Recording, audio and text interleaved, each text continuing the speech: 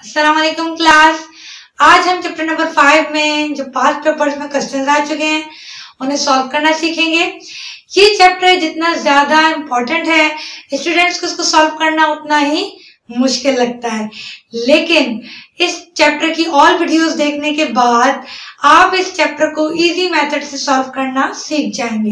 ये चैप्टर इस लिहाज से भी बहुत ज्यादा इम्पोर्टेंट है क्योंकि इस चैप्टर में से हर साल शॉर्ट क्वेश्चंस भी पेपर में आते हैं और लॉन्ग क्वेश्चंस भी इस चैप्टर में से पूछे जाते हैं पेपर में।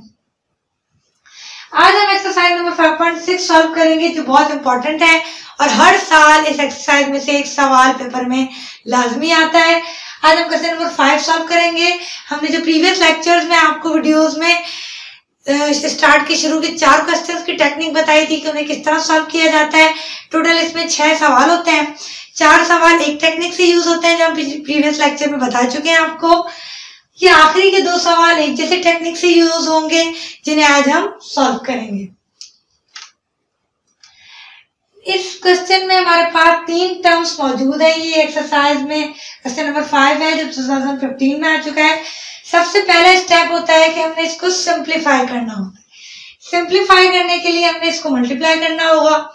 4 3s are 12a square b, 4 4s are 16 plus minus minus a square c plus 9 4s are 36 b square c plus minus minus 9 2s are 18 ab square plus 16 2s are 32 ac square plus minus minus 16 3s are 48 bc square। Simplify कर लिया। Next step हमारा होगा कि हमने इसको connect करनी है terms को। Connect 4th 3rd term with last term, यानी 3rd एंड ये कितनी टर्म्स है 1 2 3 4 5 6। तो 3rd टर्म को हम कनेक्ट करेंगे 6th टर्म से 48, यानी हमारे पास 6th टर्म क्या मौजूद है -48 BC स्क्वायर। उसमें हमारे पास जो कनेक्ट करने की टेक्निक थी वो 1st और 4th थी। यहाँ पे हमने 3rd और 6th टर्म को कनेक्ट करना है। बाकी टर्म्स हमने एज इट इज लिख देनी है। बाकी टर्म्स हमारे पास क्या बची 12a स्क्वायर b ऐसे लिख दिया, 16a स्क्वायर c भी हमने एज इट इज लिख दिया और 3rd टर्म के साथ हमने लास्ट 6th टर्म कनेक्ट की 48 bc स्क्वायर। उसके बाद 3rd हो गई यूज। ये 2 बची, इन्हें हमने एज इट इज लिख देना है -18ab square plus 32 ac square. Next step connect करने के बाद हमने इन साइड टर्म्स में कॉमन लेना है। 2 टर्म्स के दरमियान 12 यहाँ पर है, यहाँ 16 है। क्या कॉमन आ सकता है, कैसा हमने नंबर सोचना है जिसमें 12 भी आता हो, बड़े से बड़ा नंबर सोचना है और जिसपे 16 भी आता हो। तो अगर हम सोचें तो 4 ऐसा नंबर है जिसमें 12 भी आता है और 16 भी। उसके बाद a स्क्वायर भी हम कॉमन ले सकते हैं। तो अंदर क्या हमारे पास बचा 4 3s are 12, a square common ले लिया, b minus 4 4s are 16, a square हमने कॉमन ले लिया था। हमारे पास क्या बचा c। आगे चले, यहाँ 36 है, यहाँ b square c minus 48 bc square. ऐसा बड़े से बड़ा नंबर सोचना है जिसमें 36 भी आता हो और 48 भी।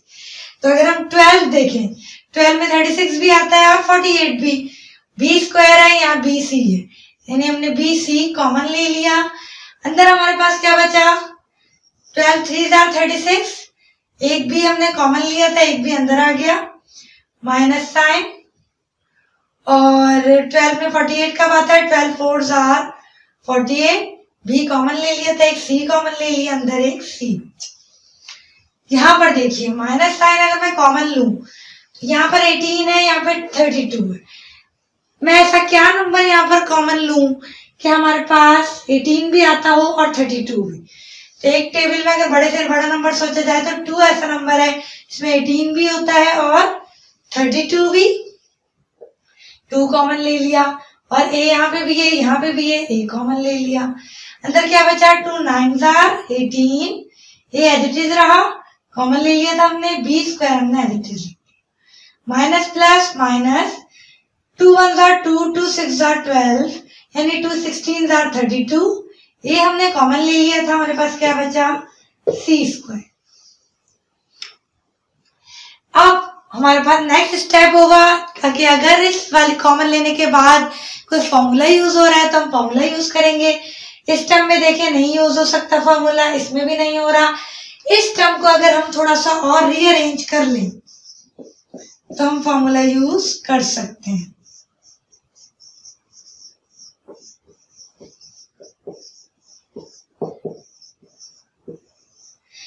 नाइन किसका स्क्वायर है? परफेक्ट 3 का। मैं इसको इस तरह लिख सकती हूँ। माइनस 16 किसका है? 4 4s are 16। इस टर्म को मैं ऐसे लिख सकती हूँ।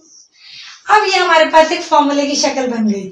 हमें ये बात पता है कि जब दो टर्म्स का परफेक्ट स्क्वायर मौजूद हो तो उसको एक दफा हम प्लस में लिखते हैं और एक दफा माइनस में लिखते हैं।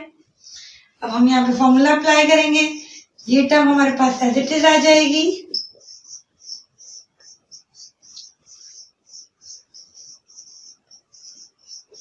और यहाँ पर हमारे पास फॉर्मूला यूज होगा। सपोज कर लीजिए 3b जो है वो a के इक्वल है और ये पूरी टर्म 4c b के इक्वल है। अब a प्लस b और a माइनस b में हमने शिफ्ट करना है इसको। a 3b है यानी 3b plus 4c and 3b minus 4c। हमने फॉर्मूले में यूज कर लिया इसको। उसके बाद अब अगेन हमने कॉमन लेना है। अब 3 टर्म्स अगेन मौजूद है और आप देखिए इसमें क्या चीज कॉमन आ रही है? 3b minus 4c। 3b minus 4c एक ऐसा नंबर है जो तीनों टर्म्स में कॉमन है। ये फैक्टर हमने कॉमन ले लिया। अब हमारे पास अंदर क्या बचा? इस टर्म में ये कॉमन आ गया, अंदर हमारे पास 4a स्क्वायर प्लस यहाँ पे हमारे पास 12bc, 3b minus 4c common ले लिया था, माइनस यहाँ पर हमारे पास 2a, ये कॉमन ले लिया, ये फैक्टर बचा 3b प्लस 4c। जब हमारे पास एक स्मॉल ब्रैकेट मौजूद है फिर हम उसके बाद मीडियम ब्रैकेट यूज करेंगे। अब again simplification, 3b minus 4c, 4a square plus 12bc minus 2 3s are 6ab minus plus minus 2 4s are 8ac। In steps को आप अगर याद रखेंगे ना फिंगर टिप्स पर कि सबसे पहले हमने सिंप्लीफिकेशन की, फिर कनेक्ट किया टर्म्स को, फिर उसके बाद कॉमन लिया, फिर फॉर्मूला यूज किया, फिर अगेन सिंप्लीफाई, फिर अगेन कॉमन, तो आप इजी तरीके से इसको फिंगर टिप्स पे याद करके सॉल्व स्टेप बाय स्टेप कर सकते हैं। अब आप यहाँ पर देखिए, अगर मैं अगेन कॉमन लूं फिर मुझे यहाँ पर एक टेक्निक यूज होती है। यहाँ पर आप देखिए, अगर मैं 4a स्क्वायर के साथ माइनस 6ab को कनेक्ट कर दूं और माइनस 8ac के साथ प्लस 12bc को कनेक्ट कर दूं तो ये हमारा इजी कॉमन हम ले सकते हैं। आगे बढ़े, 3b minus 4c as it is यही रहा और इन दोनों में देखिए क्या चीज कॉमन आएगी। यहाँ 4 है, यहाँ 6 है, यानी 2 कॉमन आया, a स्क्वायर में a कॉमन आया, अंदर हमारे पास क्या बचा? 2 2s are 4a, 4a था, 2 2s are 4a square minus यहाँ हमारे पास 6ab है, 3b common, again minus sign common लिया, अंदर हमारे पास 8ac और 12 है, 4 कॉमन आ जाएगा और ac है या bc है, c कॉमन आ जाएगा, अंदर बचेगा 2 2 और c कॉमन ले लिए, a बचा माइनस, क्योंकि माइनस माइनस प्लस होता है, 12 कब आता है 4 के टेबल में? 3 में 4 3 था 12 और c कॉमन ले लिया तो b बचा। अब अगेन हम कॉमन लेंगे 3b माइनस 4c। अब आप देखिए यहाँ पे 2a माइनस 3b है, यहाँ पे 2a minus 3b। Again 2a minus 3b common ले लिया और हमारे पास अंदर क्या बचा 2a माइनस 4c। ये हमारा रिक्वायर्ड फैक्टर बन गए जिसे हमने कहा था कि इन टर्म्स को हमने फैक्टर्स में रिजॉल्व कर दी।